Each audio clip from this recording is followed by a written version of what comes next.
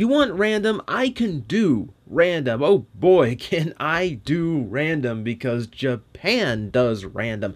And random in Transformers means really weird stuff every now and then.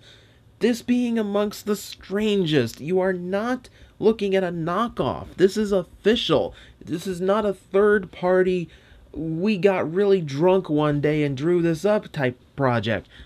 They made this. This is Starscream as a plastic bear. I can't make these things up. I wish I could. I would be a millionaire. This is from Metacom's Bearbrick line, which is a spin-off of their Kubrick line. This little tiny kind of designer toy, Lego man-ish looking toy line. And there's a bear spin-off that they do, and sometimes they do pop culture things, and this is one of them. They went all out with it. I don't know where to begin with this thing. I mean, for starters, because, you know, I know some other reviewers do this, but it's just the closest thing I've got, and it's a very universal size that a lot of people know. He's a good size. He's much bigger than I expected him to be. He's like proper deluxe size Starscream bear teddy thing. I don't know what to make of this. So what you're looking at is mostly done up in like actual molded plastic, and detailing itself is not sculpted in the slightest. Bearbricks and Kubricks in general are usually just sculpted identically, and then paint does the rest. If you remember the Transformers kind of bobbleheady looking line, I can't even remember the name of them. Someone's gonna grill me in the comments over it, but it's like that, where it's just a core body. Mighty Mugs, thank you. Let's see how many correct me in that without watching the rest of the video. Yeah, it's like a Mighty Mug. It's just a generic shape that's painted over to look the part. And speaking of looking the part, I don't know if it's just they painted mine off-center or what, but it's got a slight little crook to its mouth that actually makes him look like the schemer Starscream a little bit more, and I kind of really dig that. You can see G1 color palette and detailing, fake painted on cockpit window there, the canopy, Decepticon symbols on the shoulders, blue for the arms, all painted on, all this blue painted and tampographed on as well. So it's mostly done in plastic, but just what needs to be paint is done in paint. I kind of like that. I kind of like when they actually go out of their way to produce parts in the proper colors rather than slapping on just a whole hunk of paint. Now, there's not a whole lot to him. The gimmick itself is, hey, it's Starscream as a little plastic teddy bear guy. It's kind of dumpy in its proportions. You can see where the Lego Man things are, where the shapes of the hips and the feet, especially in the clawed hands. So you do have some kind of idea of where the design core of the entire toy line in general comes from. But that's not to say that this is just a novelty. Check this out. We've got full head rotation, so that works pretty well. Full universal joints, and there's actually detenting to these, and it's actually pretty stiff. So actually, God, there's a lot of them I wish were that stiff. That actually would come in handy on a lot of figures lately. And then full universal hips as well. He's actually got some articulation and posability to him. So this was a very surprising toy to goof around with for the first time. And it's very cleverly engineered. And you'll see why once we get him to robot mode, which we might as well do now, because really, how long can you stare at a plastic bear before you just go, yeah, it's a plastic bear, what else does it do? So we're going to slide the arms back like this, fold them to the back, and by the way, you have logos there, as well as an Autobot sigil molded into the plastic. I don't know why.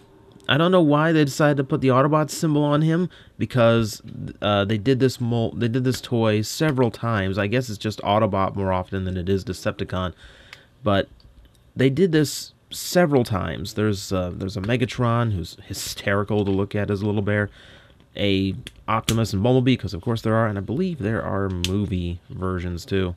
Movie Starscream, movie B. No, movie Optimus, movie B. I think that's what it is. So yeah, it's they all use the same generic body, but the transformation is actually surprisingly solid. As you can see, full rotations, flip outs for everything to get the legs transformed. And here's where we get some more interesting elements. So that splits down, forms the shoulder pauldrons. Nice, nice. I like that. You can extend the legs and flip that down so we have a little bit of an elbow. Flip out the hand. And we do the same thing on this side.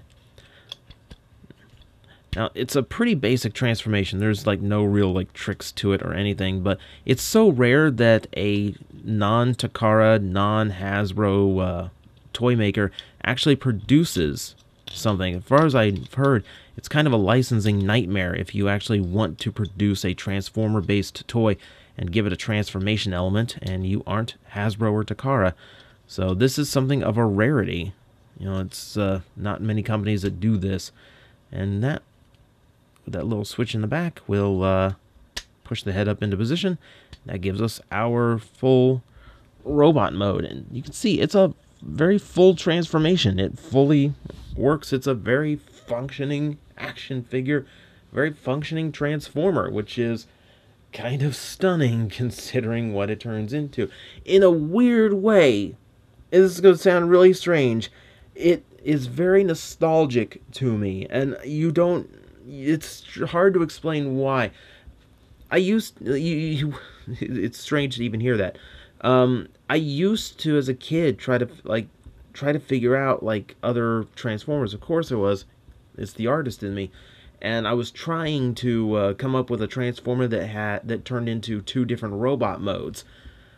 So it's kind of weird to see it kind of done for real as a robot bear into a Transformer. Let's take a look, see how Starscream turned out. He's a very strange little Starscream. He's got little bear ears on his robot mode head, though the rest of it looks very much G1, right down to the smirk. He has plans in mind. Starscream, as always, very confident, very arrogant, most likely very cowardly. No, unfortunately, no. Still a coward. Now he can't transform into a jet and fly away. So yeah, we've got the same basic colors working again. Since it's all molded plastic, we do have some nice new detail revealed. Take a look at that torso. That is very much suiting the Starscream mold. Very, very nice. You got the intakes down here. The centerpiece doing a good job of imitating the cockpit canopy. A lot of white paint now revealed. Unfortunate placement for the Decepticon symbol, I feel. I think the chest would have been a far better application, but we're definitely not gonna stare at that too long. A little bit of blue for the kneecaps and blue for the feet as well. The blue is also translated over here to the arms, where it is entirely on the fist, as well as a little bit in the forearms. Because of course, this having to be the full bare leg, it does not go all the way around. It's not a full coloring like it is on an actual Starscream. So they give you just enough to get the impression across. Overall, like, it's actually surprising how much of the G1 Starscream they worked into this body, considering it's most of it's a shared molding. There's not many differences between them. The transformation's the same across all boards. Now, I will say it works a little bit better on the others, especially like Optimus, because here we do have to have the black legs for Starscream, whereas they should be the same white as the rest of him. It's about the only real sacrifice the overall form makes for this rather novel attempt. You can even these pieces do kind of give you the same silhouette as the original Seeker wings, even if it isn't the same, though. Since it's still right side up and everything, well, it's not right side up now, but because the cockpit is mostly the same upside down, you can still fold him back in. That just makes him look like he has, it just makes him look like the female Starscream from animated, now that I think of it. But you can actually get a more realistic, more G1 style chest out of him if you want.